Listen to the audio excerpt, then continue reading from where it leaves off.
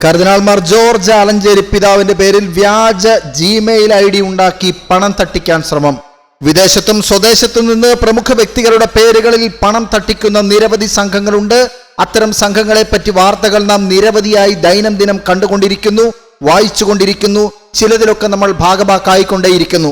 Police ഉദ്യോഗസ്ഥരുടെ പേരിലും വൈദികരുടെ പേരിലും സന്യസ്തരുടെ പേരിലുമൊക്കെ നിരവധി ഐഡികൾ ഉണ്ടാക്കി, ഫേക്ക് പ്രൊഫൈൽ ഉണ്ടാക്കി പണം ചോദിച്ചുകൊണ്ട് സന്ദേശങ്ങൾ നമ്മുടെ ഇടയിലേക്കും എത്തിക്കൊണ്ടേയിരിക്കുന്നു. ഇതാ കർദിനാൾമാർ ജോർജ് ആലഞ്ചേരി പിതാവിന്റെ പേരിലും പണം ആവശ്യപ്പെട്ടുകൊണ്ട് തട്ടിപ്പുകാർ ഇന്റർനെറ്റിൽ വിരാജിക്കുന്നു.